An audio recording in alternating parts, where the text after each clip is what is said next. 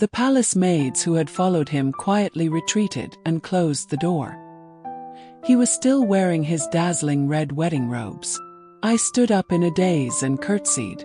By all accounts, he should be in the crown princess's palace right now. His expression was not good. When he saw me, he walked over and pulled me into a tight embrace. We didn't say anything. I smelled the strong scent of wine on him and said softly, "Your Highness, I think you've come to the wrong palace." He was silent for a moment and then said in a low voice, "Anbei." He had often called me that before, but never with such a heartbroken tone. I composed myself and said firmly, "Your Highness is drunk." He held my arm tightly. "I'm not drunk." I looked him straight in the eye and said sternly, "No one who is drunk admits to being drunk. People who say they are drunk are mostly sober. Those who say they aren't drunk are usually too drunk to be lucid." He didn't answer. He was probably truly drunk and dizzy from my convoluted words. He just pulled me to the bed. I obediently sat down, feeling even more confused. He rubbed his forehead with a few hints of annoyance in his eyes. "What kind of work did these people do? Nothing is ready. The wedding wine isn't even prepared." I also rubbed my forehead. He really was drunk. I swallowed my words. The wedding wine has already been prepared in the crown princess's palace, thinking it was best not to argue with a drunk person. Besides, they must have already consummated their marriage and drank the wine by now, right? I, as if coaxing a child, took 2 cups from the table, poured 2 cups of hot tea, and handed him one. "This is almost the same." He was stunned for a moment but still drank it all with me. I took the cups back and continued to coax him. "The wedding wine has been drunk. You should go to the crown princess's place now." He stared at me intently. His eyes filled with emotions. His voice was hoarse. "Anbei, you've been wronged. Why does everyone say I've been wronged today?" I shook my head sincerely. "I haven't been wronged. This is a blessing for me." I then continued, "Your Highness should go to the crown princess's palace soon. It won't be good if you're late." He wasn't a person who was fond of wine and was usually very self-controlled, rarely getting drunk. This time, being drunk, he lost some of his usual aloofness. His sharp edges were gone, and he became much gentler, completely different from his usual self. It made one want to reach out and poke him. Now, with his eyes narrowed, he looked a little wronged. "You've never spoken to me like this before. You've never called me Your Highness." He truly looked pitiful. I almost wanted to give him a piece of candy. I hid my hand, which was about to poke him, inside my sleeve and lied. I was young back then, so I wasn't as well versed in etiquette. Now that I understand, I hope Your Highness won't blame me. His face immediately darkened. Seeing this, I quietly moved a little farther away from him. Unexpectedly, he suddenly stood up and picked me up. I let out a small cry of surprise. When I came to my senses, I was already sitting on his lap. From this angle, I could see his collar embroidered with beautiful cloud patterns. I had never noticed the hidden embroidery before. He rested his head on my shoulder. I pushed his chest slightly, but he only held me tighter and whispered softly, "I'm so tired." Although I felt a little unhappy thinking that he was so tired right after his wedding, my hands relaxed when I heard his words. We held each other in silence for a moment. I thought that although the truth might be hard to hear, I still had to say it. I opened my mouth. "Your Highness, you should still go." Before I could finish, he suddenly leaned down and kissed me, stealing the second half of my sentence. At first, it was a little rough, but then it became extremely gentle, like a spring swallow lingering and not wanting to leave. I came to my senses and frantically pushed him away. He just called my name softly by my ear, each sound like a hook that went straight into my heart, stirring up a whirlwind. It was not a painful feeling but an annoying itch. Outside, thunder roared and heavy rain poured down on the blue tiles and red walls of the Eastern Palace. Rain dripped from the eaves. The candlelight flickered, and the red wax dripped down, quickly solidifying. In front of my eyes, it was like a surging tide, layer upon layer, throwing up white foam on the shore. When the passion surged, he looked up at me, his voice hoarse and seductive. "What did you call me?" Ever since the first time I met him, I knew he had a pair of extremely beautiful eyes. At this moment, those eyes were filled with an unerasable lust, yet they were also dazzling and brilliant. The most respected person, a person above all others, and yet in his eyes, there was only me. It was like mountains, rivers, and oceans, and the 28 constellations all shattering within them. Yen. When I woke up the next morning, I immediately knew that something big had happened. I was probably infected with his drunkenness. Why was my head also spinning like I was drunk? The commotion from last night, that the crown prince did not stay in the crown princess's palace on his wedding night, was probably known throughout the court. I could guess that today, there would be a flood of memorials impeaching him. Perhaps I would also be given the title of a seductive vixen who brought disaster upon the nation. That would be worth it. He had already changed his clothes. When he saw me awake, he smiled and said, "There's still time. You can sleep a little longer." Then, he leaned down and placed a kiss on my forehead before leaving the palace. He told me to sleep longer, but I dared not. I called Lian Wei in to help me change and do my hair. Lian Wei was beaming. "Miss, His Highness the Crown Prince still cares for you very much." He sighed. "Do you still think that's a good thing?" Seeing her naive face, I smiled softly. "I think you are the truly honest one. You'll understand today." When we arrived at the Crown Princess's palace, I was early and had to wait for a while before the Crown Princess woke up. Her maid's expression was not good, but I pretended not to see. I was led into the main hall and followed the rules, performing the grand ceremony to the Crown Princess. The Crown Princess sat upright on the main seat. She looked good, always having a graceful and dignified smile on her face. Her demeanor was that of a true wife. After the rituals were done, she personally helped me up. "Little sister, please rise." Then she said a few polite words as per the custom. Those were all the usual words.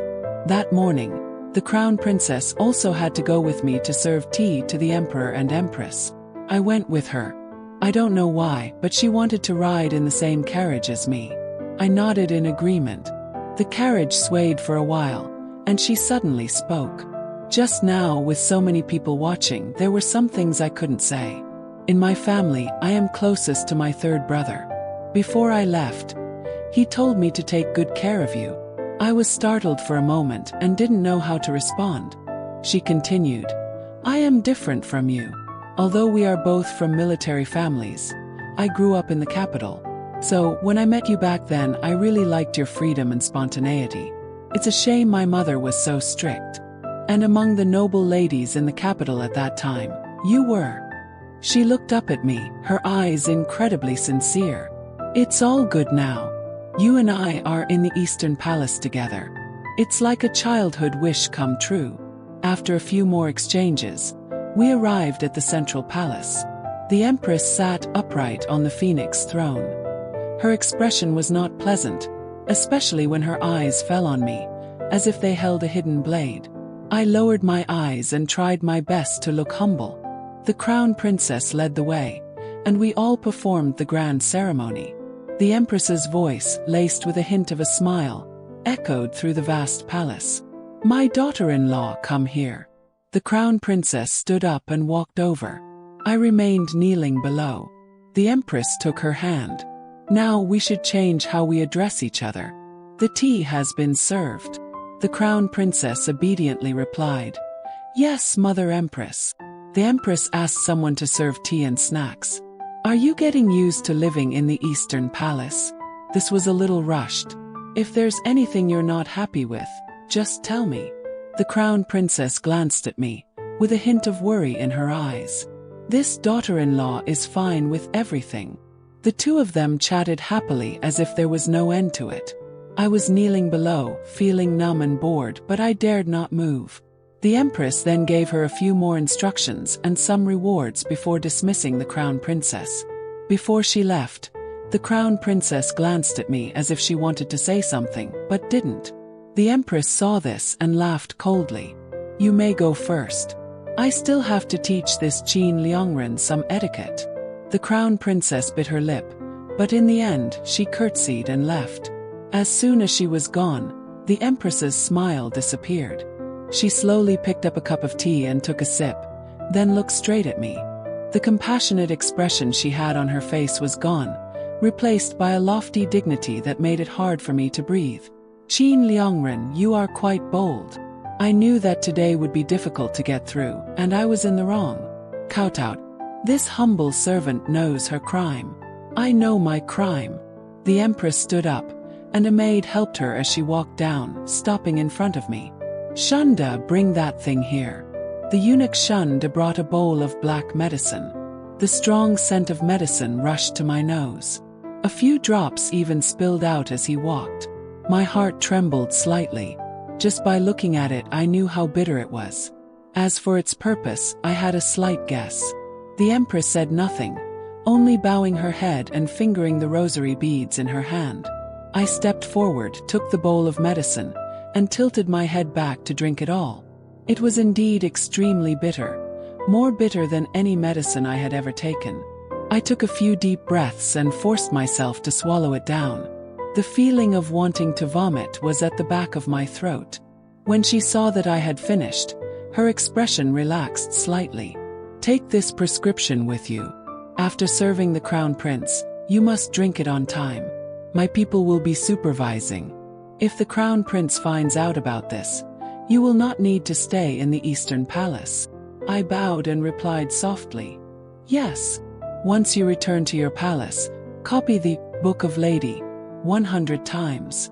Do not take a single step out of your door until it's done. I see that you are now more sensible. You should consider what you can and cannot do yourself. The empress waved her sleeve. That's enough. I'm tired today.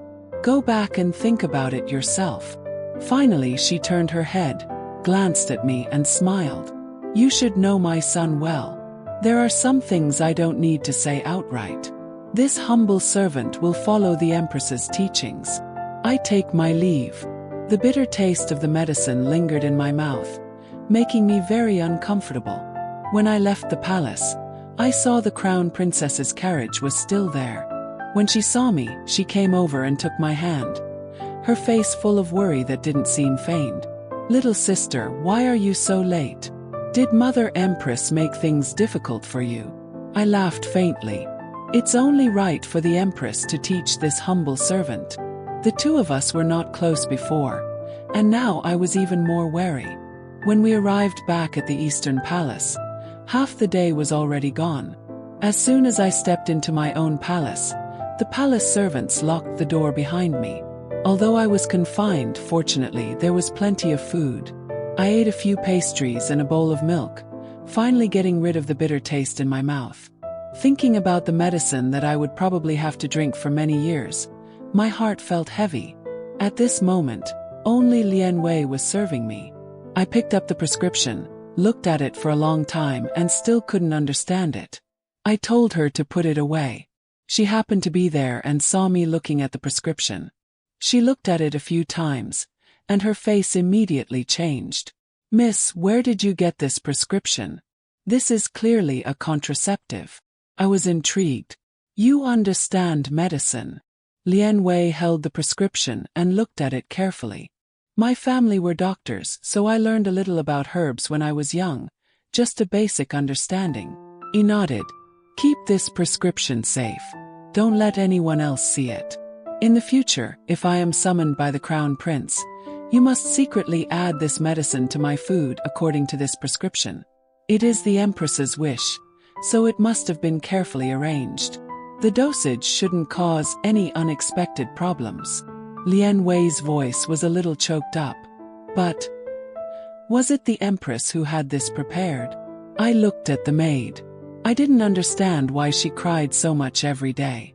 I said gently to comfort her, "It's nothing." Thinking about how I have to drink this medicine every time, the medicinal properties must be gentle. It's also to prevent me from having a child before the Crown Princess. If the crown princess gives birth to the first legitimate son, the empress will be happy and might stop making me drink this medicine." Seeing that she had finally stopped crying, I breathed a sigh of relief and carefully instructed her. "This is a serious matter. Only you and I are allowed to know about it." The little maid bowed. "I understand." She then came forward to massage my shoulders. I let out a comfortable sigh. Last night I went to bed late. The crown prince is truly uninhibited and loves to tease. This morning I had to kneel for a long time, so my body is still sore. Thinking this, I told Lian Wei to bring some hot water. I soaked myself in the bathtub.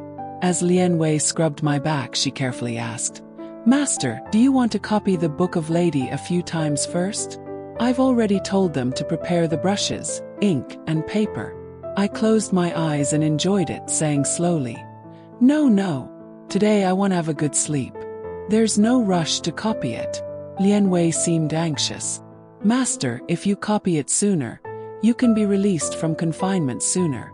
I reached up and gently rubbed my forehead, starting to doubt my decision to bring her along when I left the estate that year. "The crown prince probably won't be coming during this time." Lian Wei, who was pouring water, suddenly stopped. "Why do you say that, master? The crown prince is very sincere with you. Even if he's being cautious with the crown princess, he wouldn't be so cold to you." I withdrew my gaze and gently stirred the water with my hand. I don't know if I was speaking to Lian Wei or to myself. He was overly drunk yesterday. Just think how many people in the court will submit memorials impeaching him today. You thought the crown prince married me for what reason back then? And why is he marrying the daughter of the Xia family today? Of course, His Highness has a deep affection for you, master. It's just that something unexpected happened. I shook my head and sighed softly. Now I understand. I said each word softly, but my voice was firm.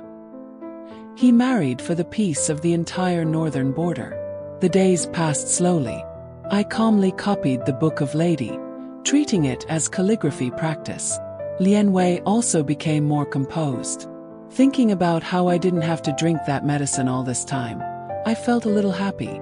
I finally finished copying it today. I stepped out of the palace and looked up at the sky. Seemed a little bluer today. The Empress didn't make things difficult for me anymore and even praised me for being more calm now, which was commendable. During these days, the Crown Princess often came to visit me, bringing all the foods I liked and a few small toys. She would even play a few games of cards with me. We got along very well. My two married sisters and I were not close, so having the Crown Princess act this way gave me a little bit of the feeling of having an older sister. Although she didn't explicitly say where the items from outside the palace came from, some of them clearly looked like they were from the northern border. In my heart I knew perfectly well. This Xia Cheng had indeed learned 9/10 of my eldest brother's personality. Now that I was released from confinement, I went out for walks more often. It was still early in the day, and the Crown Prince had not yet finished his court duties. I strolled around the lotus pond in the Eastern Palace. After a walk, I saw a few unfamiliar faces. It was normal for me not to know people since I hadn't been in the Eastern Palace for long and had been confined after the first day. But these people all had picture-perfect faces. Their rosy cheeks and beautiful appearances were pleasing to the eye. Their clothes were new palace robes and very eye-catching. I felt suspicious and called Lian Wei over. I was going to tell her to be careful and ask around in the coming days, but since I wasn't clear on the situation, it was better to avoid them and return to my palace. Unexpectedly, the person in the middle of the group saw me first and immediately walked over and curtsied. This must be sister from the Qin family. She was indeed the most outstanding one in the group. Her voice was as melodious as an oriole's song. She was truly a skillful person. I looked at her gently, smiled softly, and reached out to help her up. I heard that sister has been confined for a long time and must not recognize us sisters. I am of the Xia family. I entered the Eastern Palace half a month ago and was fortunate enough to be favored by His Highness the Crown Prince. I have now been appointed Zhao Hun. I nodded slightly to show I understood. She then introduced the others one by one. This is Madame Murong. She has been appointed Fengyi. The other younger sisters have not yet been appointed titles. She then said, I don't remember the others. I just glanced at them to get to know their faces. I thought there would be many more opportunities in the future, so there was no need to rush to remember their names. The Zhaohan of the Xia family was very talkative, constantly repeating how much His Highness the Crown Prince favored her, with a look of unhidden pride in her eyes. It was only then that I understood why the Crown Princess often came to see me but never said a word about the new people in the Eastern Palace. It was because those ladies, though pleasing to the eye at first, were a nuisance once they opened their mouths. Thinking this, I felt a little sorry for the Crown Prince. Thinking about having to deal with them every day must be a headache. I didn't like these kinds of situations, so my mood for a walk disappeared. I found an excuse to leave. When I returned to my palace, I had a meal. Lian Wei served me, and as she arranged the food, I realized she was back to her old ways after only a few days of being praised. I didn't rush her. I just ate slowly and waited for her to speak. As expected, she couldn't hold it in. Master, His Highness the Crown Prince has just been married for less than a month. Why has he taken in so many new people? I just ate my food. He is the Crown Prince. It's not strange for him to have many people serving him. If you keep worrying about these things, you will be even more miserable in the future. Although I said this, I still felt a little uncomfortable. Lian Wei replied sadly and muttered, but I think the eyes of that Zhaohan of the Xia family are 7 or 8 parts similar to yours, master. And that Fengyi of the Murong family, those lips are also very similar to yours. I laughed and cut her off. I don't even think they look alike. I'm afraid you see me in everyone. If they really looked like me, His Highness would have come to find me himself, not neglect me for the past month. After I was released from confinement, another half a month passed. Every day, I would go to the Crown Princess's palace to pay my respects, chat with them about trivial matters, and then return to my palace to find things to do to pass the time. That was all. They were noisy all day, and I didn't want to get involved, so I mostly stayed in my palace and rarely went out. As for the things they said about me behind my back, I turned a blind eye and only told my attendants not to cause any trouble. In the things the Crown Princess gave me, they began to be letters, though only a few sentences, and the words were so cautious they couldn't be more so. Hidden in the small gifts. Seemed they were well planned. The letters spoke of the situation in our estate. I didn't expect him to take my request so seriously after that promise. The letters also said that he had arranged for my second brother, although he had to go to the northern border and start over anonymously. With his talent, he would definitely stand out with enough time. The end of the letter just cautiously asked if I was doing well. The ink at the end of the letter was smudged, as if the pen had lingered there for a long time. He must have known that writing more would not be appropriate, so he put down his pen. Knowing that things were gradually getting better, I felt much more at ease. I picked up my pen and replied, sincerely writing one sentence. Everything is fine. I didn't know if he would believe it after all. There were still rumors circulating outside. I also wrote a sentence of thanks, not daring to say much else. That day I was in a very good mood. I ate a little more for lunch and, after resting for a while, made an exception and went for a walk. It was the season for peonies to bloom. The gardeners took great care of them. The flowers bloomed brightly, making one happy just by looking at them. I couldn't help but reach out and gently stroke a petal, my heart filled with joy. Greetings, Liangren. I looked up and saw the person approaching. She was wearing a dress embroidered with pink azaleas, and her face held a bright smile, making her even more charming. It was the Zhaohan of the Xia family. I replied coolly and was about to leave, but she refused to let me go. She took a few quick steps to catch up. Sister, you were released from confinement half a month ago, but why haven't I seen His Highness the Crown Prince visit you even once? I glanced at her. Before, I thought this person, although a bit arrogant, was still lively and her words and actions were somewhat measured. But now, it was obvious that she hadn't seen the situation clearly that day and had kept a low profile for fear of offending someone she couldn't afford to. Now it was different. She had come to me, eager for a fight. I calmly rubbed my wrist. "How can I be compared to you?" Upon hearing this, she smugly reached out and plucked the peony branch I had just touched. With her slender fingers, the peony looked even more prominent in her hand. "Sister, you also know that peonies belong to the main palace."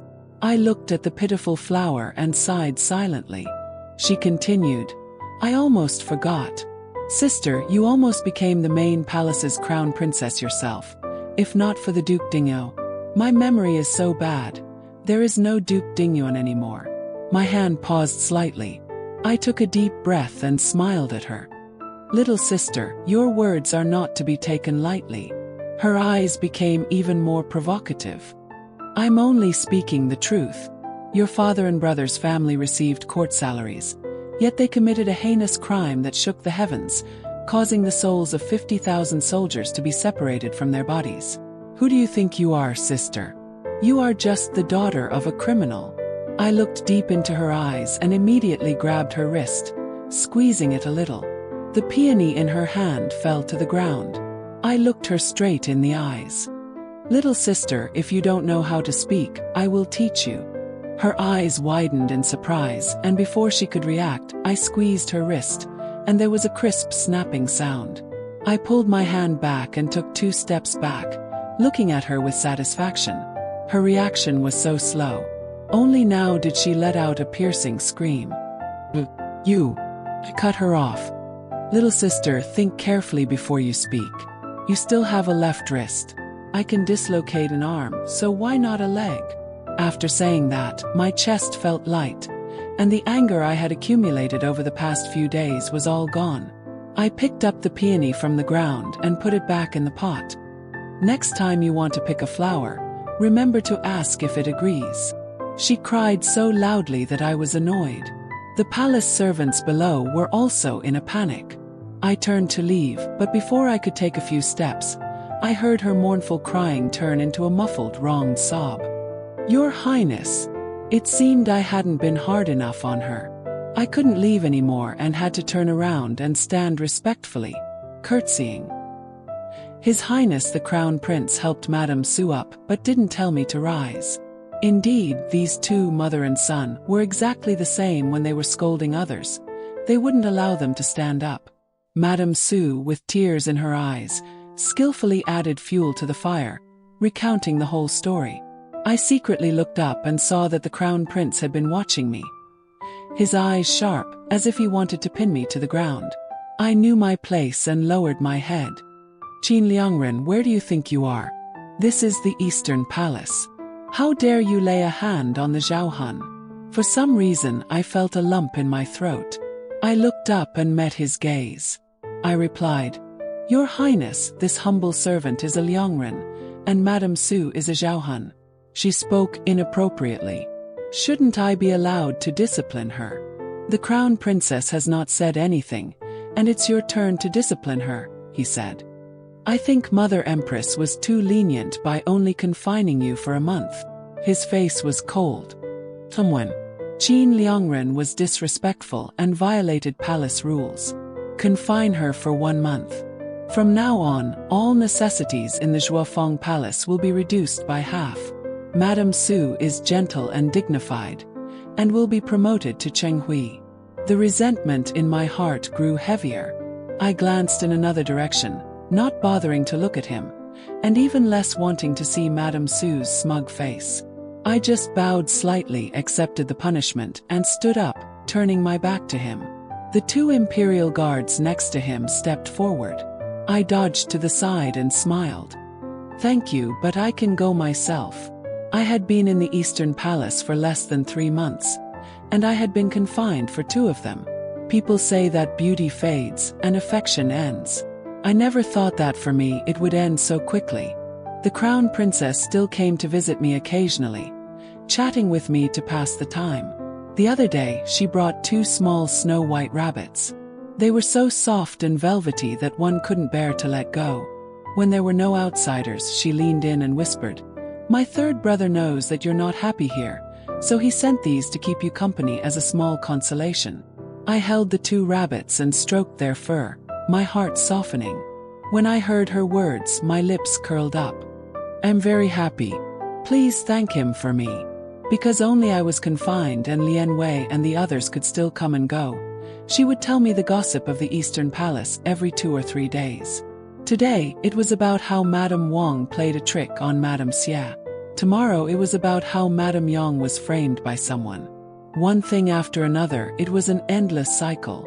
It even alarmed the Crown Prince twice. I ate my snacks while listening and I was very amused. Since His Highness the Crown Prince liked to have so many people serving him, let him watch them fight amongst themselves. It wasn't until Lian Wei told me that there was a problem with the Crown Princess's food that I was startled. The person who did it was so cunning. They combined a few things that couldn't be detected by a silver needle. Even if she ate it, it would be a long time before it took effect. Fortunately, when the imperial physician was taking her pulse, he happened to find it early. The next day, when the Crown Princess came, I finally asked her about it. She frowned. "Who is so talkative? I didn't tell you before not because I was wary of you, but because I was afraid of dirtying your ears. It's good that you're confined now. No one can reach you." My heart felt a little warm. Just as my confinement was about to end, I received a piece of shocking news. Jinghui Su was beaten to death in the palace. It was said that someone had tampered with the Crown Princess's food. The Crown Prince was furious and ordered an investigation. All clues pointed to Jinghui Su. The Crown Prince then ordered her to be taken out and given 100 strokes. She couldn't bear it and died on the spot after only half of the strokes had been dealt.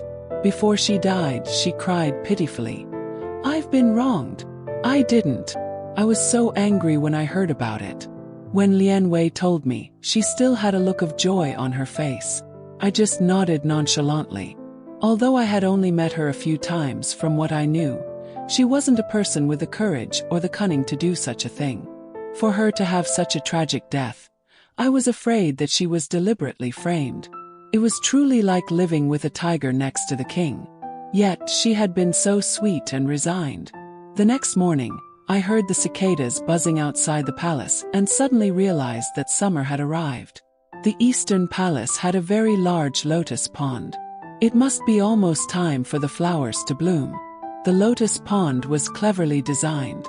Not only was the surface of the water covered in lotus flowers, but they were also arranged in a bagua formation. Half of the pond had lotuses, and the other half didn't. There was a hidden path separating them.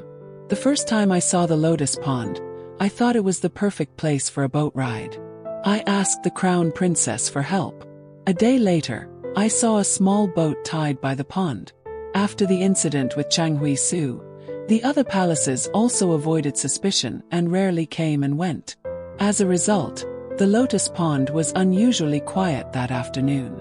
The small boat was easy to control. I left Lian Wei on the shore and went down to the boat myself.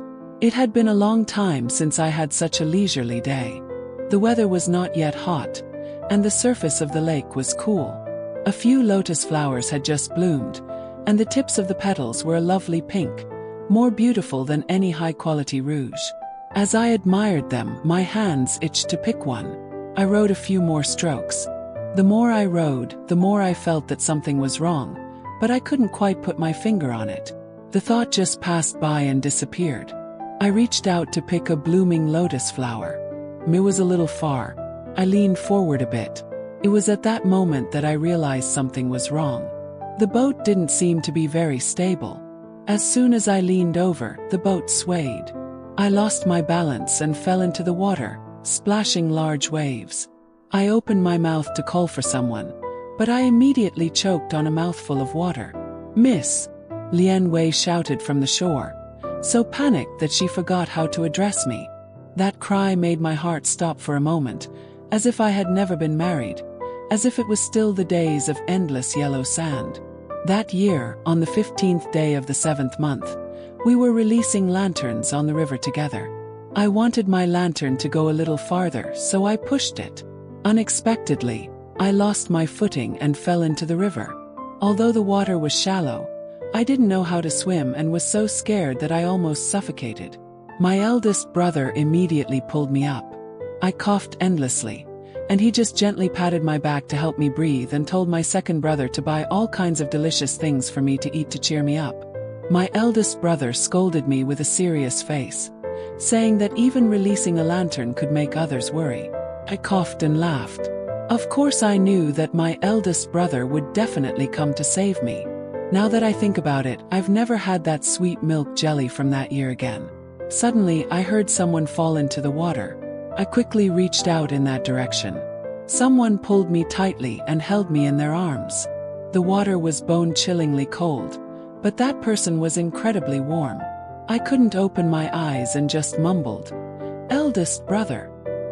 He squeezed his arms around me a little tighter. The next morning, I was woken up by the bitter smell of medicine. Lian Wei saw that I was awake, and her red-rimmed eyes finally dried. She helped me sit up and fed me the medicine one spoonful at a time. I drank a few sips and then gently tilted my head, pushing the bowl away. "It's too bitter. I don't want to drink it." "Master, you should still drink it," Lian Wei said. "The imperial physician said you need to recuperate slowly." Lian Wei blew on the medicine to cool it and brought it back to my mouth. "What are you talking about, recuperating? My body is very healthy." She lowered her head. "Master, when you had that severe cold in the first month, coupled with your heavy sorrow, it damaged your foundation." I was stunned and a little disbelieving. I had been practicing martial arts for over 10 years. Could a single cold damage my foundation? She quickly said, "Fortunately, Master has a good foundation. The imperial physician said that with careful recuperation, there will be nothing to worry about in 3 years." When I heard that, my heart softened, and I took a few more sips of the medicine. The remaining half bowl was truly impossible to drink. Just then, someone reported from outside, "Madame Li requests an audience." I still remembered this Madame Li. The other day, I had asked her how to make the plum wine that the Crown Prince liked to drink. She had served the Crown Prince since he was a child, so her status among the servants was not low. I immediately told her to come in and put the bowl of medicine down. Madame Li came in and curtsied. I quickly told her to stand up, but she remained kneeling. "I respectfully request Qin Liangren to visit His Highness the Crown Prince." I rubbed my forehead. I heard that he had saved me from falling into the water yesterday. Since he had saved me, he must be fine. I was also a grateful person, but then I thought about it. Regardless of whether the person who fell was me or just a cat or a dog, with His Highness the Crown Prince's kindness, he would probably have saved them. If that cat or dog had intentionally run to him, that would be a different story. His Highness the Crown Prince has many people serving him. I shouldn't go and get in the way. Madame Li then kowtowed and said resolutely, "Qin Liangren doesn't know. When His Highness was 8 years old, he was framed by a servant and almost drowned in a well.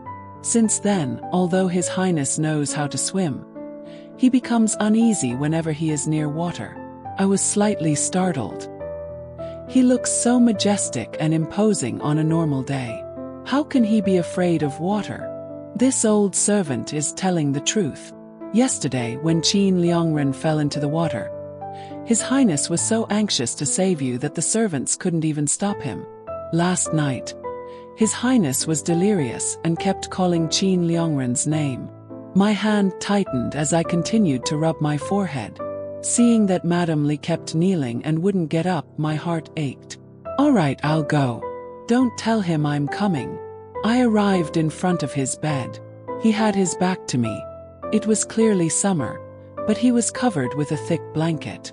The servants had all left, and it was just the two of us. I sat by his bed for a while and saw that he was lying still. My heart couldn't help but worry. Thinking that, I tried to poke his cheek. It felt so soft.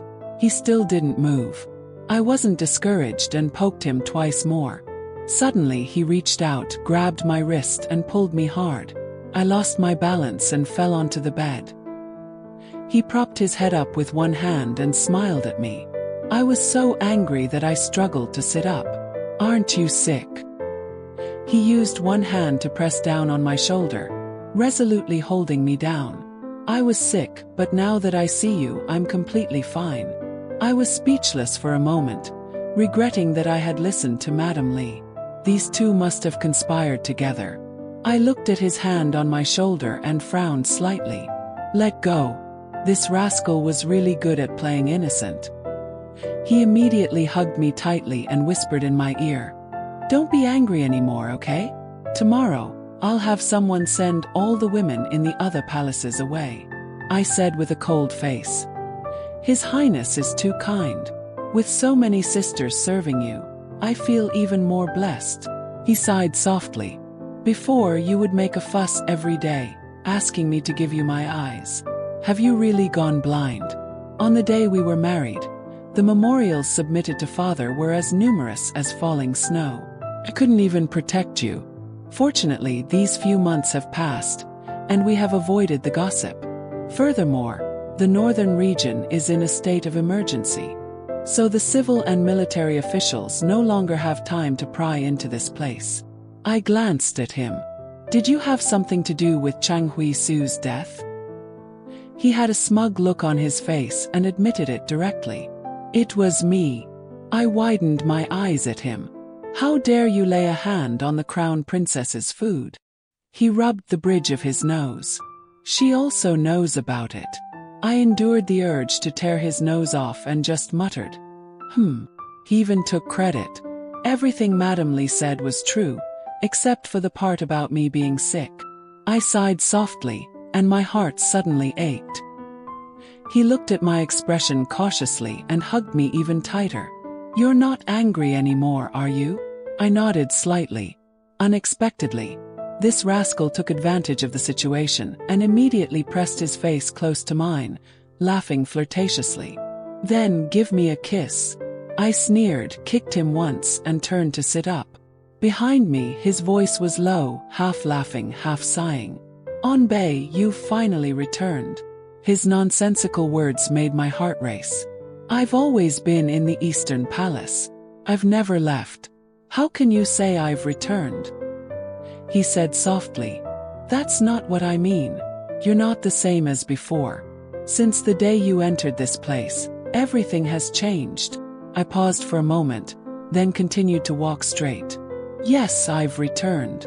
I walked out of his palace, and Lian Wei ran over to support me. I walked step by step back to my palace. It was clearly summer, but my whole body was shaking with cold. My hands were even trembling. Lian Wei repeatedly asked me what was wrong. I shook my head and said, "It's nothing." I told her that I would drink the medicine on time. After thinking for a moment, I added, "You must decoct both doses. Qin Anbei is never coming back. She died with her parents in the northern region in the first month, buried in the yellow sand forever. She will never return." That night, a eunuch came to inform me that the crown prince had summoned me and told me to prepare myself early. I soaked myself in a bathtub full of petals, covering my face with my hands, letting my tears flow between my fingers. Lian Wei asked in a panic, "What's wrong, master? Don't you still love His Highness the Crown Prince? Now that you know His Highness still cares about you, you should be happy. You've worked so hard for so long, and you've finally gotten your wish." I splashed water on my face and cleared my throat. "Of course I'm happy. I'm so happy it's like this." Lian Wei didn't say anything else and just focused on helping me comb my hair and bathe. After a long time, she finally spoke. "Master, although I have a limited understanding, I know that life is about looking forward, otherwise, you'll be imprisoned and die." I lightly poked her forehead with my finger and laughed softly. "What kind of magical pill did you take to suddenly have such an epiphany?" As I spoke, I stood up, dried myself, and put on my clothes layer by layer. I should indeed look forward. From that day on, the Eastern Palace was truly quiet. The Crown Prince seemed to want to make up for the previous days. All kinds of gifts came in a constant stream. As long as I glanced at or touched something, the next day, there would be double the amount sent. until I told him frankly that if he continued to send things, there would be no more room in my palace. He paused, took a lock of my hair, and twirled it around his finger, saying casually, "Don't worry. In the future, I'll exchange it for a bigger palace for you." Although I couldn't fully see the smile in his eyes, fortunately, the look in his eyes when he looked at me was as clear as it had been before. The Crown Princess and I maintained our previous friendship, and I even vaguely felt that she looked a little more at ease. In the autumn, he suddenly said that he wanted to take me to visit the Qin estate. In the past, only the main wife would be personally taken by the Crown Prince to visit her family. I couldn't help but feel a little suspicious. He calmly ate his dinner and asked me, "Do you want to go home for a visit?" I hesitated for a long time. But he interrupted me. "Do you want to or not?" I nodded slightly. He finished his meal and washed his hands. "Then wait until I return from court tomorrow. Everything is already prepared."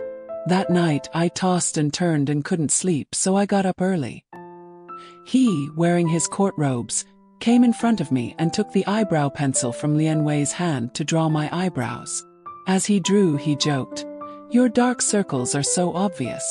If your mother-in-law sees them, she'll definitely blame me." After he finished, he put the pencil down on the dressing table, glanced at me, coughed twice and said, "It's getting late," then turned and left, his movement so decisive that I was caught off guard. I picked up the mirror and looked at my face. The girl in the mirror had her eyebrows drawn so thick that they looked like two carrying poles on her face. I gritted my teeth and shouted, "Xiao Qingyan!"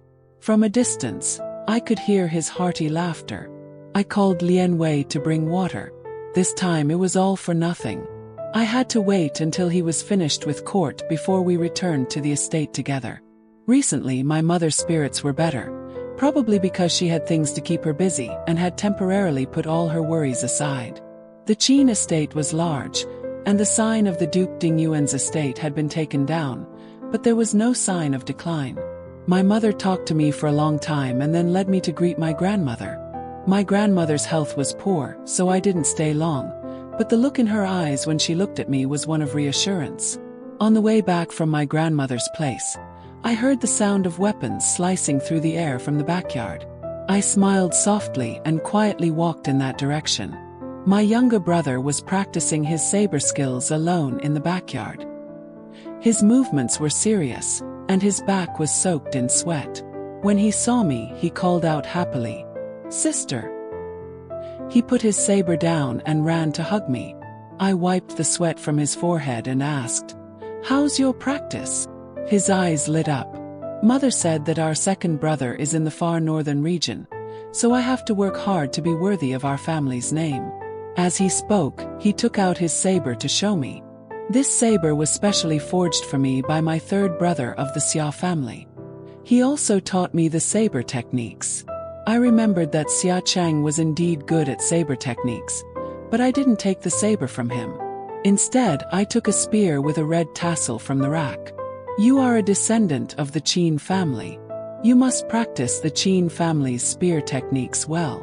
I took off the distracting hairpin in my hair, rolled up my sleeves, and lightly twirled the spear in my hand.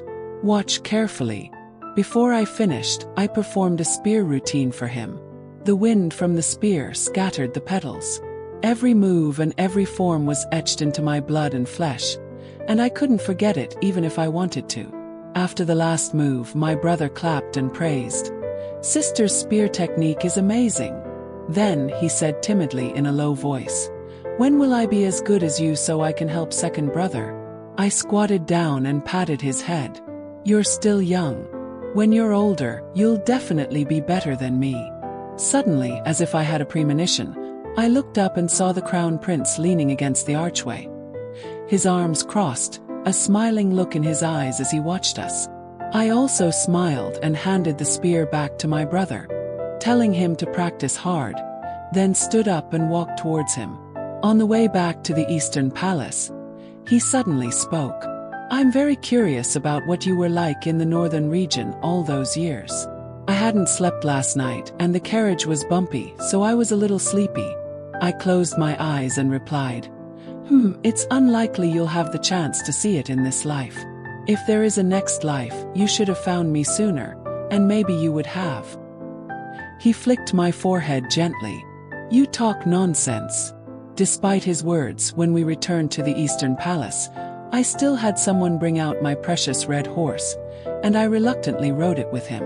After all, it was the only connection between me and the northern region. As long as he rode it, my heart would ache. He sat behind me, his arms wrapped around me to hold the reins, and his head rested in the hollow of my shoulder, which made me feel a little ticklish. The first time we met, it was also like this, on the same horse. At that time, I wondered what kind of girl would be so brave. I recalled the old memories and smiled, my eyes crinkling. No matter what kind of girl she was, in the end, she became your family. In the winter, I caught another cold. Fortunately, the imperial physician said it wasn't serious and just prescribed some medicine. On the 15th day of the first month, during the Lantern Festival, the Crown Prince and Crown Princess went to the palace to greet the Emperor and Empress. I stayed in the Eastern Palace and felt a sense of relief. Lian Wei first brought me a tonic. I pinched my nose and drank it all, then ate a few pieces of preserved fruit to feel better. Immediately after, she brought up the contraceptive tea. This medicine is much more bitter. I frowned. Lian Wei coaxed me for a long time before I reluctantly agreed to let her cool it down before I drank it. It was noon, and I was surprised that the Crown Prince came to my palace at this time. My heart couldn't help but feel a little uneasy. I tried to force a smile. Why are you back at this time? He glared at me as if he was blaming me for being thoughtless. There's a palace banquet tonight, so I won't be able to accompany you. I can only take advantage of this time to come back and celebrate with you. As he spoke, he must have smelled the medicine and brought the bowl over. Why haven't you drunk your medicine yet? Although it's just a cold, you should still be more careful. I was panicked inside and quickly took the bowl from his hand and drank it all in one go. He picked up a red date and gave it to me, smiling. You were a good girl today. Seeing that he didn't seem to have noticed anything unusual, I finally breathed a sigh of relief. After dinner, he left in a hurry. It was indeed a special trip to eat with me at this time. That night, I ate a small bowl of glutinous rice balls and sat in the courtyard, watching the moon. It was very boring. According to the ancestral rules, on the 1st and 15th day of every month, the Crown Prince had to be with the Crown Princess, which made me even more idle. The moon was full, and its gentle light made me a little sleepy. I was about to go back to my room to rest when I saw him walking towards me. He walked against the moonlight step by step, getting closer to me. He stopped in front of me and held out his hand. I couldn't help but take it. His hand was very warm. He looked at my clothes. Today was the festival, but I had nothing to do and wasn't meeting anyone, so I just wore a simple white silk coat. He nodded slightly, indicating his satisfaction, and pulled me along. I still didn't understand what was happening. What are you doing? He didn't turn back, just held my hand and walked. I'm taking you to see the Lantern Festival on the streets, he said. He had made an excuse to leave the palace banquet. He remembered that he had promised to take me to see the Lantern Festival last year but hadn't been able to. This year, he absolutely had to make it up to me. It started to snow lightly, but it didn't affect anything. On the contrary, it added to the romance. He held my arm like an ordinary couple, walking through the streets and alleys. As we walked, he laughed and told me, "Choose a life where you just hold my hand and we walk together forever." The streets on the night of the Lantern Festival were filled with lanterns. The twinkling lights were so bright that they poured into my heart, dazzling me and making it hard to look away. The snow on my hair melted like tears. He stopped for a moment, leaned down and kissed my cheek, then gently brushed the snow off my shoulders and hair, telling me never to cry again. I smiled and asked him, "What if you no longer like me as you do now when my hair turns white?" He said, "No. When your hair turns white, I'll be old too. At that time, I'll still take you to see the plum blossoms blooming in the snow and to see the bustling world. We'll watch it for a lifetime. Many old things later on no longer mattered, but I still clearly remember that snow that year, which fell all over the sky and filled my heart, forming a thick layer. He was the one who fell into my heart. Snow falling is a common sight, but it's rare to see a couple growing old on the streets. There was a stall with a target game. Each person could shoot 5 arrows. If they hit all 5, they would win the grand prize. 4 hits got the second prize and 3 hits got the third prize. I found the prizes very interesting and pulled him over to watch. After watching for a while, I urged him to try. He asked me, "Which one do you like?" I felt a little heartbroken. Who wouldn't want to win the grand prize? Why was he so nonchalant? He drew his bow and shot 2 arrows. They both hit the target.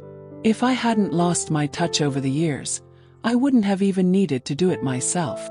Seeing that the outcome was certain, I glanced at a stall selling candied hawthorn on a stick. It looked very appealing and wasn't far away. I squeezed through the cheering crowd to buy 2 sticks. I was happily holding the candied hawthorn when I had only taken 2 steps when I saw him run over and hug me in the middle of the street. I had no other choice but to hold the candied hawthorn up high, afraid of getting his clothes dirty. If they were covered in his clothes' fuzz, how could I eat them? After a long time, he finally let me go, his eyes looking a little gloomy. I just turned my back for a moment and couldn't see you, I thought. I snorted softly and glared at him. What did you think? Did you think I abandoned you? Unexpectedly, his face turned a little pale. I could only sigh and take the top piece of candied hawthorn, putting it in his mouth. I used a soft, coaxing voice. "Ayen, don't be afraid. I won't abandon you." When he heard that, his expression seemed to soften a little, but it also seemed a little gray. Just then, a flower boat glided by. Pointed to it. "How about we go on the flower boat?" As soon as the words left my mouth, I regretted them. "Oh, I forgot. You're afraid of water." Seeing his expression darken even more, I felt even happier inside. We strolled for a long time and I saw that it was getting late. I was so tired that my eyelids were about to close, so we got into the carriage to go back. Tonight when I returned, I saw you watching the moon. The servant said you had been watching for almost an hour. What's so beautiful about the moonlight? I was so tired that I leaned my head on his shoulder and mumbled. I wasn't just watching the moon. I was also watching the stars. Only that tonight they are a little dim. My consciousness began to fade, my voice trailing off. You are the one who hides within them. The days passed quickly, and in the blink of an eye, it was already autumn of the following year. Since the summer, it was feared that the emperor had been afflicted by the heat. It was just a small illness, but it dragged on until now. Even attending court required him to muster all his spirit. The crown prince, as a result, became busier, preoccupied with the tedious court affairs, and sometimes having to stay by the emperor's side to show his filial piety. It was rare for him to visit me. That day, I followed the crown princess to Huagua Temple to pray for the emperor's health, also as a show of filial piety. At Huagua Temple, we stayed for half a month. Chanting sutras became a habit. Even when I returned to the Eastern Palace, I continued. Although my handwriting was a bit messy, the great master said that sincerity was what mattered. So that afternoon, guessing that the crown princess had woken up, I tidied up the sutras I had copied over the past few days and brought them to her palace with a joyful heart. Perhaps due to the emperor's illness, things in the palace were a bit chaotic. There was no guard at the crown princess's palace today. She and I were close, and I didn't need to announce myself on a normal day, so this time I walked straight into the palace without any obstacles. As soon as I stepped through the door, I saw that there were very few servants attending to her today. The crown princess had indeed woken up. She was sitting behind a folding screen with her maid, Xionglan, by her side. The screen was painted with a watercolor landscape. Although I wasn't an expert in painting, I could see the unrestrained strokes. It was a gift from the crown prince last year. I had never seen her display it before, and I didn't know why she had taken it out today. Her back was to me, and the screen blocked her view, so she didn't know I had arrived. I was about to call out to her when I heard her sobbing softly. My third brother told me the truth the day I entered the Eastern Palace. He told me this was a debt left by the Xia family. Since we can't change the outcome, we can only do our best to make amends. He and the third young master have done a lot over the years. She received the tea and her voice was hoarse. Is it enough? How could it ever be enough? 50,000 lives. I never even dreamed that my father could do such a wicked thing. I truly cherished Anbei, but seeing the deep affection between her and the crown prince, how could I tell her everything? The emperor and the crown prince knew everything early on. They were just going with the flow. The sutress I held in my hand fell, scattering across the floor. My heart felt as if it had been shattered into 1,000 pieces. I turned and left. With her personality, she would never forgive us now. When I returned to my palace, I took 2 bottles of pear blossom wine and poured cup after cup. I had cried so much before, but now not a single tear would fall. I had been foolish, only vaguely sensing that there was something hidden back then, but never bothering to look closely. The Qin family's downfall, the northern region becoming the Xia family's territory. But 50,000 soldiers dying in one night. There had to be a clue. How could they fool the heavens? But whether they were fooled or not, what did it matter? The northern region had deep roots. The Huli tribe had been plundering and fighting for years. Now that they had lost a great general, if they were to punish another, wouldn't it throw the battlefield into chaos?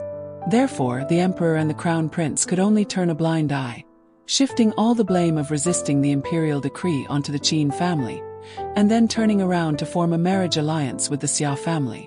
They were good at calculating. That was my father and my brother. That was my entire Qin family, who had served the court faithfully for generations. He had known all along. They all had. I finished the last drop and threw the cup down. I leaned against the window frame, watching the sun slowly set, sinking completely into that vast, treacherous palace. I took a long, deep breath. I stood up and told Lian Wei to change into the night clothes I had just prepared. Then I sat in front of the dressing table, taking out each hairpin from my hair one by one, and slowly wiping off the makeup. I tied my hair with a white silk ribbon and covered my head with a black cloth, leaving only my eyes exposed. I walked to the sword rack and pulled out the sword that my eldest brother had given me.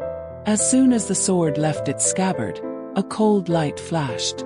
The reflection of the sword showed my eyes, and in them, there was a coldness that was even unfamiliar to myself. Lian Wei knelt down, her voice choked. This servant is of low status. If Madame had not protected me back then, I would have died somewhere long ago. Today, I am willing to die with my master, to die with the Qin family. I gave a cold laugh and asked, "Is the task I gave you completed?" She looked up, her eyes firm. Without a single mistake. I helped her up and said softly, "I have arranged a place for you. After tonight, I will have you leave the palace." She shook her head. "This servant is willing to stand by master's side. I won't go anywhere." I didn't reply. The palace servants had long since been sent away. All around it was deadly silent. According to the time, it was probably time for the guards to change shifts. Sure enough, outside there were shouts. "There's a fire in the south. Hurry and put it out." The chaotic footsteps became more and more urgent. I took a deep breath and walked out of the palace. My toes lightly touched the ground, and I leaped over the palace wall. As I soared over the palace walls, I felt a strange sense of freedom, like a swallow. It was the moment of the shift change, and the guards were lax. With the big fire, everyone was running to put it out, and no one was paying attention to anything else. With my agility, it was not difficult to leave this place. My father and brother had always been loyal to the emperor and the country, and they had always upheld the principle that a subject must serve the king faithfully until death. Not to mention that I never had the chance to get close to the emperor. Even if I succeeded, when I met them in the afterlife, they probably wouldn't recognize me as their daughter or sister. I headed straight for the general's residence. The Xia family was still in charge of the northern region, but having Xia Cheng in the capital was enough for me to demand an explanation. There weren't many people in the general's residence, and the guards were sparse. I avoided a few people and passed through several gates, but I was finally discovered by a guard. Just as he was about to call for help, the sword in my hand was faster, slashing his throat. A few drops of blood splattered on my face. I kicked the door open, the sword in my hand, and walked slowly, the sound of the tip of the sword dragging on the floor making a chilling sound. Xia Cheng, wearing a white robe, stood with his hands behind his back in front of a map of the northern region. When he heard the sound, he turned his head slightly and smiled, as if he didn't see the bloodied sword in my hand at all. "You've come." His voice was as light as a feather, as if there was no blood or animosity between us, and it was just a normal night, where he had prepared a pot of warmed wine and invited me over to chat. I took a few steps forward and placed the sword on his neck. He didn't seem to notice and calmly walked closer to me, reaching out to untie the cloth covering my face, and then used his sleeve to gently wipe the blood off my face. "After that incident, I've had nightmares every night about you coming to hold me accountable. I couldn't avoid it forever." I looked him straight in the eyes and pushed the sword forward slightly. The sword cut into his flesh, leaving a trail of blood. He gave a bitter laugh. "By the time I found out, it was already too late. Why don't I pour you some wine and tell you everything?" I looked at him coldly, sheathed my sword, and turned to sit down at the desk. He poured a cup of wine and handed it to me. I spoke first. Before, I always wondered why young Master Xia was so affectionate, daring to defy the imperial decree and secretly communicate with me, daring to say he wanted to take me and flee, and then taking such good care of me and the Qin estate. He poured a cup for himself, and I gave a slight laugh. "Only today do I understand. It turns out you had a guilty conscience." His hand trembled slightly, and the wine spilled out. "Back then, your father and brother didn't intend to pursue the enemy. It was my father who came up with a plan to block the emperor's decree. I don't know everything that happened afterward, but I can guess that there was a conspiracy." I raised the cup of wine and drank it all in one go, looking at him calmly. "Do you really not know anything?" He looked up, his expression calm. "I really don't, but no matter what, our Xia family can't escape responsibility for this." I was so angry that I laughed, not saying another word. He sighed softly. "Do you remember that year I was severely injured and returned to the capital once? The situation in the northern region at that time was much more complicated than in the years you were there. My father already had that intention, and I vaguely sensed it, but I didn't have time to stop him. By the time I realized something was wrong, it was already too late." He poured another full cup of wine for himself. "At that time, I secretly led people to reinforce them. My father didn't stop me, probably guessing that the situation was already set. When I arrived, all 50,000 elite soldiers were already dead in Chensha Valley, staining the sand a deep red." He let out a soft breath and rubbed his temples. "Corpses were everywhere. I searched for a long time before I found your father and brother. The Duke Dingyuan was impaled through his heart and lungs by a sword, but he was still standing, holding his spear, not yet fallen. He was truly a hero. Your eldest brother was still breathing, but with several sword wounds, there was no way to save him.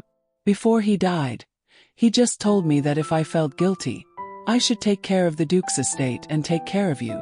I closed my eyes slightly. In front of me, countless fires and countless loyal subjects buried in the yellow sand appeared. The tattered, blood-soaked banners fluttered in the sunset, echoing with a tragic and heroic sound. My chest felt so tight that it hurt to breathe. I stood up, my voice cold. "If you really didn't know, I won't lay a hand on you today. From now on, the old grievances are erased. In this life, you and I don't need to see each other again." I turned to leave. He quickly stood up, took a few quick steps and grabbed my hand. I raised my sword and hit him hard on the chest with all my strength. He stumbled back a step and finally let go. The cold night wind was bone-chilling, but my heart was even colder.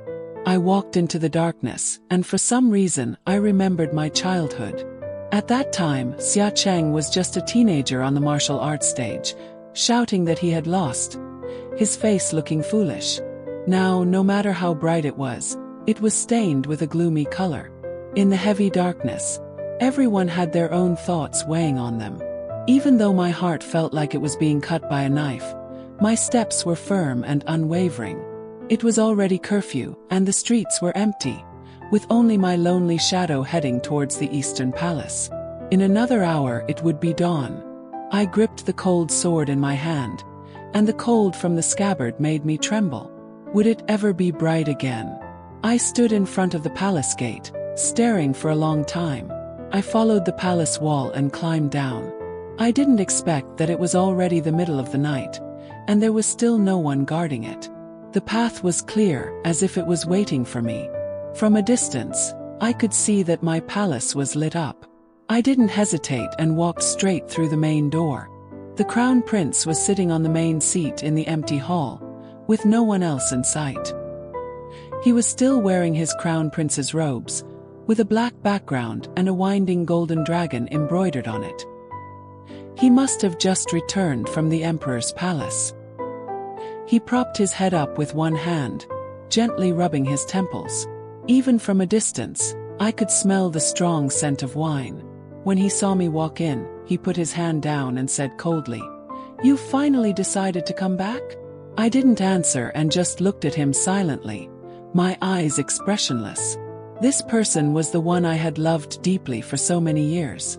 I thought I understood him to some extent. Now, looking at him, he was as unfamiliar as a stranger. He was the favored son of heaven. My hope that he was sincere was just my own wishful thinking. How could he have planned to marry me while also framing my entire family? How many months we spent together, and he kept it all a secret. On the day he proposed, did he really want to marry me, or did he just want to use the northern region as a backing? We were only a few steps apart, but I saw a path full of wounds. It was so ridiculous. Perhaps my expression had angered him. His eyes were as sharp as knives, as if he wanted to tear me apart right there. "You think I don't know that you two have been communicating through the crown princess? You think I don't know what he said to you before you entered the Eastern Palace? You think I don't know where you went tonight? You must be very wrong to have married me." I looked at him, and my heart became even more mocking. Why was he acting like this now? Yes, I am wronged. His face was extremely gloomy. If it weren't for the imperial decree forcing it, you two would have been together long ago. That day, I wholeheartedly proposed, even disobeying my father, and it turned out to be my mistake. He took a bowl of medicine from the table and walked towards me step by step. "All these days, every time you finished serving me, what did you drink? You think I don't know? Do you really not want to have a child with me?" I had never seen him so angry before. Before, the scent of the wine was too strong and covered the smell of the medicine. Now, as he brought the bowl closer, the smell of the medicine hit my nose, making me nauseous. I took a few steps back. He kept coming. I lowered my head and quickly pulled out my sword, but he suddenly lunged forward and was right in front of me. His hand swung and hit my wrist, causing it to go numb. The sword fell to the ground with a clang. He pressed me against him, his eyes icy cold, looking at me like a disobedient object. He lifted his hand and squeezed my chin, pressing the bowl of medicine to my lips and forcing it down. I struggled with all my might, but I couldn't do anything. The medicine that had already made me nauseous now went down my throat, making me even more uncomfortable. The bowl was emptied, and he let go of my hand. I knelt on the ground, throwing up, and it was a long time before I could stop. I looked up at him. He stood in front of me, looking down at me in my distress. My heart trembled slightly, and my voice was hoarse as I asked him, "Where is Lian Wei?" He laughed, and the laugh grew louder and louder. "So, as long as it's not about someone else, you can still show some emotion." He bent down and looked at me indifferently.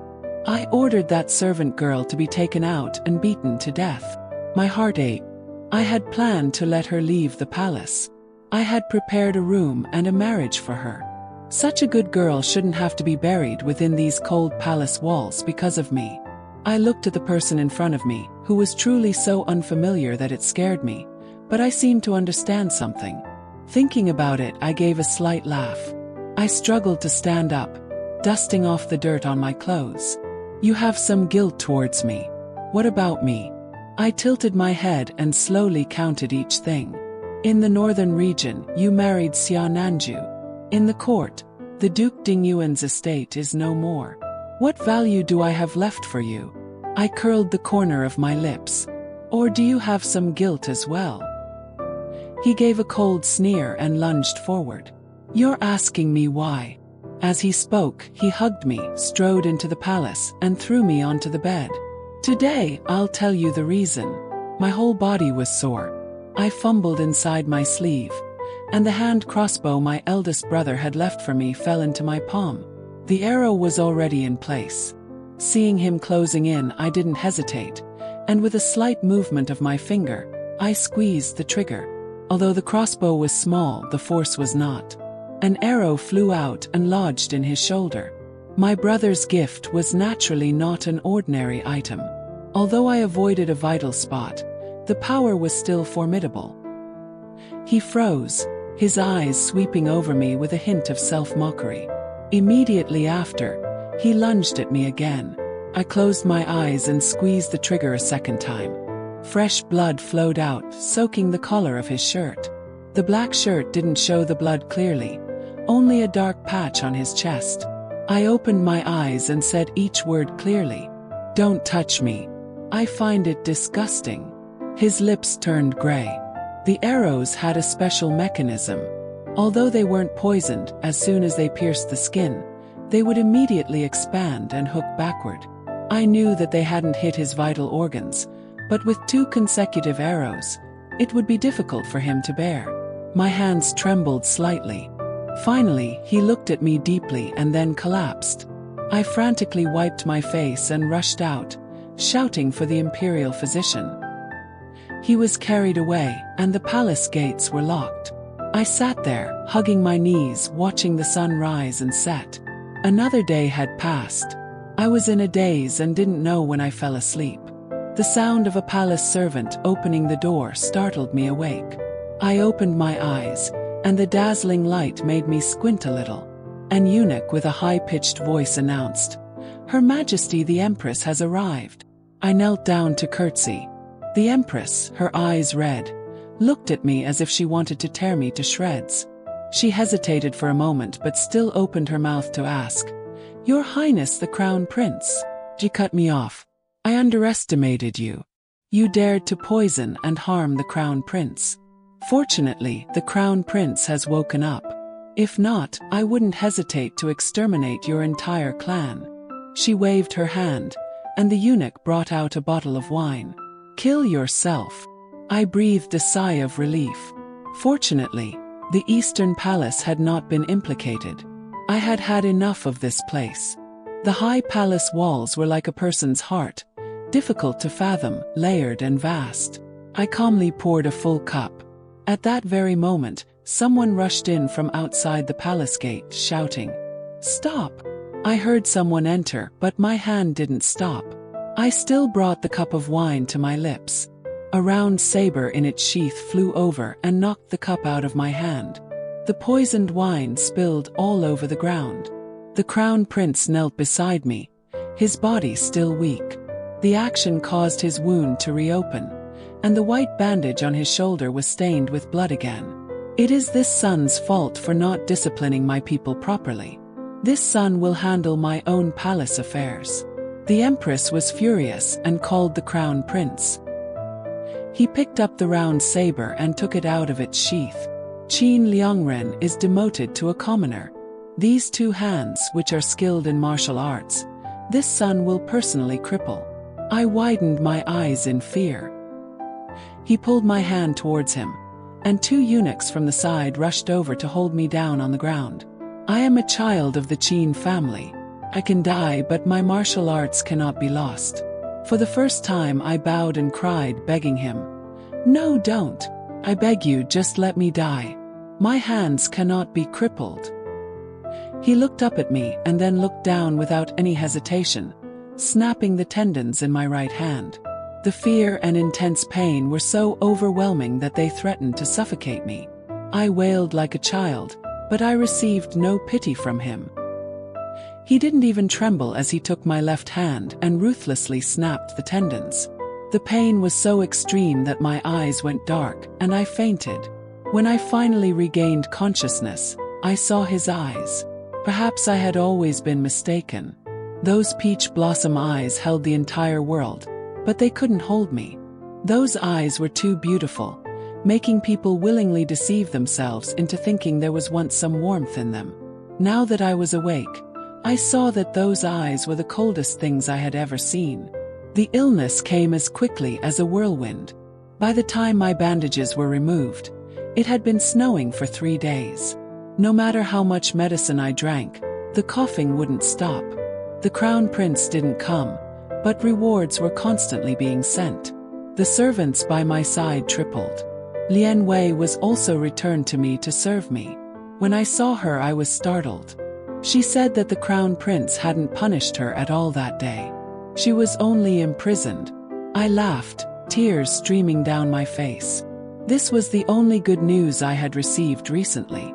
On the first day the bandages were removed, I held up my hands and looked at the deep scars on my wrists. There was no strength in my hands. Lian Wei brought me porridge and fed it to me. I insisted on holding the spoon myself, but before I could finish half a bowl, I spilled it all over my clothes. Lian Wei sobbed uncontrollably, and as she cleaned it up she said, "From now on, I will be your hands." I didn't shed a tear, just stared blankly at my hands. These hands had once galloped on horseback, wielding swords and spears. Now they couldn't even hold a cup of water. The crown princess also came to visit me, her face full of guilt, not daring to look at me. But I didn't blame her. Even though I guessed that she had deliberately let me overhear their conversation that day, I didn't blame her. It wasn't her fault to begin with. It was just that she couldn't hide it from me. She said that the crown prince had come to visit me, and each time it was when I was fast asleep. He would just stand and watch from a distance. In fact, there was one time in my days, I also felt someone come closer, covering me with a blanket, pushing aside a few strands of hair on my forehead, and with a controlled light kiss near my ear, a soft sigh. "You still don't believe me." When I woke up, I laughed and told her, "Whether he came or not makes no difference." The crown princess, who had always been dignified, now cried in front of me. She said she had never thought that the crown prince would misunderstand the relationship between my third brother and me. She had now explained everything to him clearly. From now on, there are no more misunderstandings between him and me. I just smiled at her and said, "Whether there are misunderstandings or not, it no longer matters." As she left, her eyes were swollen and red, and she whispered, "I wish that all those things had never happened back then. It would have been so much better if you had truly become my third sister-in-law." A few days later, the emperor passed away. The crown prince became even busier. The weather was truly cold, and my body was getting weaker by the day. So I told the imperial physician to say that the new emperor was about to ascend the throne, and it was the busiest time. Don't let my affairs bother him. If anything were to happen during the enthronement ceremony, 10 heads wouldn't be enough to atone for it. The imperial physician respectfully accepted the order. The next time I saw him, he had already ascended the throne. For some reason, the ceremony to enthrone the empress had not yet been held, and I hadn't heard any news about it. The Eastern Palace had almost all been moved out. Being sick, I truly didn't have the strength to move and was left here. He, wearing his imperial robes, stood outside my palace door, hesitating for a long time. I was lying on the bed and saw him clearly. When he saw that I saw him, he lowered his head like a child who had made a mistake. The silence hung heavy between us, a new and unbearable weight. He finally stepped inside, his footsteps slow and deliberate. The dragons on his imperial robe seemed to ripple with every movement, a stark contrast to the small, frail body on the bed. He stopped at the foot of my bed, a distance that felt as vast as the universe. The air was thick with unspoken words and the ghost of 1,000 memories, both sweet and bitter. I didn't move, didn't speak. I simply stared at him, my ruined hands hidden beneath the silk blanket. I saw the guilt in his eyes, the same look of a boy who had stolen a piece of candy and was caught. But this wasn't candy. This was my life.